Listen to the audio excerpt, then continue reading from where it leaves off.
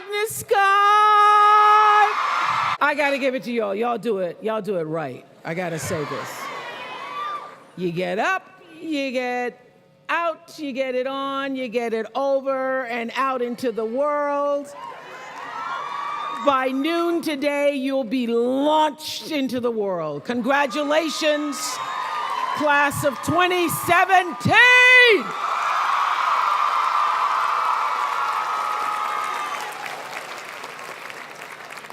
I'm really happy to be here. As President Keisha said, this isn't my first visit. I was here in the summer filming for The Immortal Life of Henrietta Lacks over, I think it was a Rebecca Hall, and it was 104 degrees. We were pretending it was winter. So when I woke up and saw the clouds this morning, I was like, thank you, Lord. I want to say a special thank you to the Board of Trustees, every one of you who I met today and said thank you to me. Well, thank you to you. Thank you, Board of Trustees, and especially to you, Beth Daniel Holder. Thank you so much as a chairman. Thank you, faculty. I love what you do. All my life, before I became interested in television, I thought I was going to be a teacher or a professor. I think it is the most noble profession there is. I think to do what you do changes the world on a daily basis. So I thank you. And all of you gorgeous women of Agnes Scott. Thank you for having me, but the truth is, I was coming anyway. Whether you had invited me here to speak or not, I was coming. This was my year to come. Because as President Keisha said, one of my daughter girls, I call them all daughter girls, because when I was calling them my daughters on social media, people were like, oh, but you didn't raise daughters. You didn't have no daughters. They're not your daughters. They are my daughter girls. They're my daughter girls, and I didn't raise them from birth. God knew that that wouldn't work out for me. But I got them at the perfect age when they were like 12. So I've all potty trained and stuff. So my daughter girl has had the great privilege of growing and blossoming here at Agnes Scott. And I want you to know that at my school, the Oprah Winfrey Leadership Academy for girls, every year we're graduating another class of girls. I now have 179 girls in college.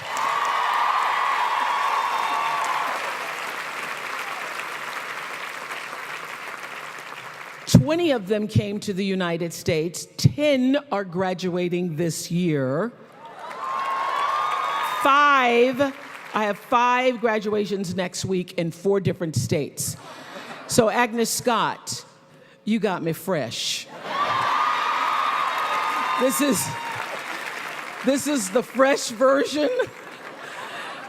See how I'm holding up around June 18th? After the 9th one, one of the 10 called me recently, all tentative, like, oh, Mamo, I'm so sorry. I'm so stressed. I wasn't able to complete one of my courses, so I'm not going to graduate. I went, yes! You are stressed and you can't graduate in June, and I only have 9 graduations? Fantastic. I sent her 3 dancing emojis. So let me say, when I say I'm happy to be here, I really am, I'm thrilled to be here. Not like, you know, most people, they get up and they say, I'm so very happy to be here. Distinguished guests, I'm so happy to be here.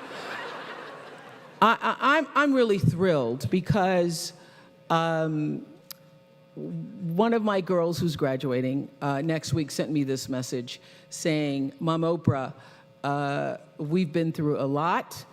Thank you for believing in me and seeing what others couldn't. And when I walk across that stage, this is for us. We did this. And I would like to say that goes for every parent in this room, every guardian, every trusted loved one here today, this is for you. Those of you who are here and those who are past even, thank you for encouraging and supporting and being there for our daughters, for being often a balm in Gilead for them, for these daughters who've grown into these incredible young women that you barely, I know, recognize when they come home, right before our eyes. Because let me just tell you this, my daughter girl came here, and when she came, her name was Pretty, and I knew her as Pretty. I found her in a township in South Africa, and she was known as Pretty. And so when I was meeting here in the president's office, this is after they had sent me every possible Scotty piece of merchandise you could. I had Scotty hats and scarves and gloves and Scotty towels and Scotty, I had a Scotty microwave. I mean, there's just lots of Scotty merchandise. So I was stopping in to say, thank you, you can stop now. So I was sitting in President Keisha's office, and she was telling me about Sitoko. Sitoko, who's such an inspiring student, and Sitoko has gone overseas, and I'm thinking, who the hell is she talking about? She must have me confused with someone else. It turns out Sitoko is Sitoko Mele, who used to be Pretty when she came to the school. So that's what happens when you come to Agnes Scott. Heretofore, a girl who is just happy to be called Pretty. She gets educated here and thinks more deeply about what really matters to herself. She learns to live more honorably, engage in the intellectual and social challenges of our times. She comes through this process and wants to own herself in the fullness of her name. She wants to lay claim to her calling and have the fullness of her name spoken out loud, even if you can't pronounce it. Sitoko Mele.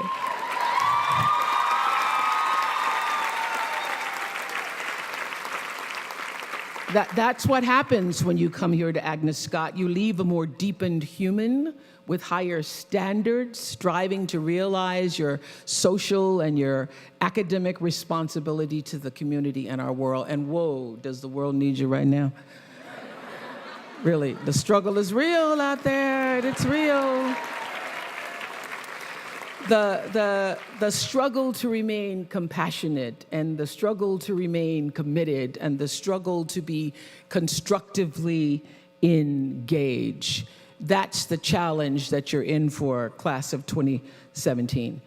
But I'm betting on you. Agnes Scott women, I'm betting on you.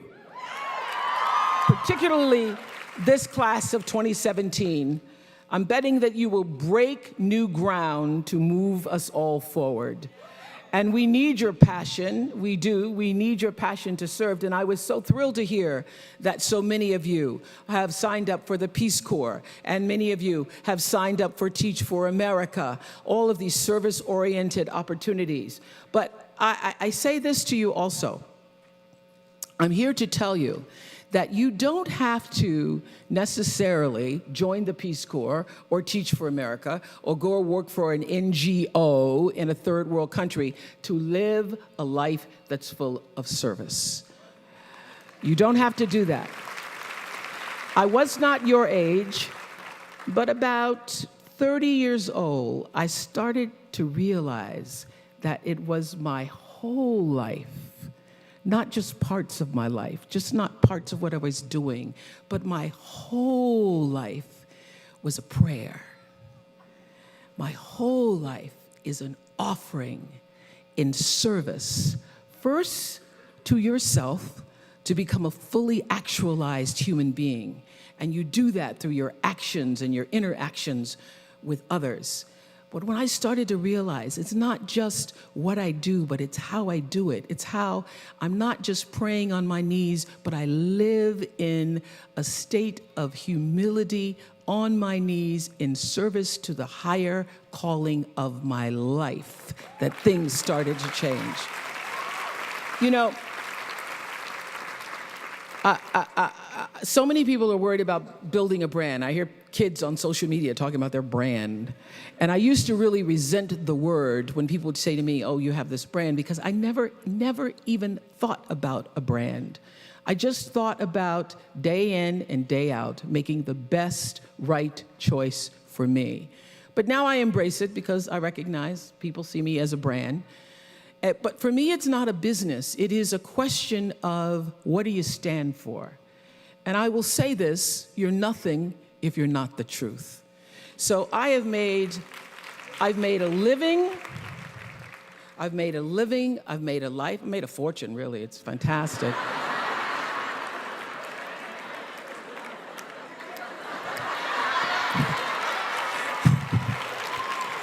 All good from being true to myself. And that's if I could leave you with any message today, that is it. The biggest reward is not financial benefits, though it's really good. You can get a lot of great shoes. Nothing wrong with great shoes. But those of you who have a lot of shoes know that having great shoes and a closet full of shoes or cars or houses or square footage doesn't fill up your life. It doesn't. But living a life of substance can. Substance through your service, your offering of your whole self. And the baseline for how do you live a life of substance is whatever is the truth for you. What do you stand for? So when I was saying to my girls last night, some of them would come in to support Sitokamele, what should I talk to you about? They were like, why don't you just, any one of the things you've told us over 100 times will work. So I usually go to my school in South Africa once a year, and I teach a class called Life 101, where for a week I just talk about what I think you need to know to go out in the world. So I'm trying to distill it for you today. And I would say that having compassion for other people is at the top of that list. I would say commitment is at the top of that list. And also a spirit of constructive engagement. And by compassion, I don't just mean sympathy. It certainly isn't pity. It's being present, and it's also feeling with other beings. You know, during the years of the Oprah show, I interviewed over 37,000 people one-on-one. So whenever I'm telling my girls anything and they say, oh, they start rolling their eyes, I go, I'm the only person you're going to talk to is talk to 37,000 people. So if I were you, I would pay attention. But during all those years of talking to over 37,000 people one-on-one, I could feel what they were feeling so strongly. Sometimes it made me sick, literally. So I had to learn how to feel how others were feeling, feel with others, which is what it means to be compassionate, to feel with others without taking in all of their stuff. Being compassionate means I feel with you. It is one of the greatest qualities in the world to have if you're going to be majoring in what it takes to be a great human being. I feel with you. Means I not only am willing to walk in your shoes, it means my heart beats with yours. It means I see myself in you. It means I may not have shared that circumstance, but I know what heartbreak feels like. I know what pain feels like, and all pain is the same. It means I can feel your will to want to do better and be better. And I feel and I am with you. In spite of everything that's happened to you, I feel your need to rise. I want to help you rise. I want to rise with you. So compassion's one of them. Commitment is another. You know, one of my favorite quotes is Dr. King, who says, not everybody could be famous, but everybody can be great because greatness is determined by service. I am committed to service. Service through my work, service through my life's purpose. And if you make a commitment, a conscious intention to be committed to the work that you do, to the relationships that you have, your life will unfold with such beauty and grace through that commitment.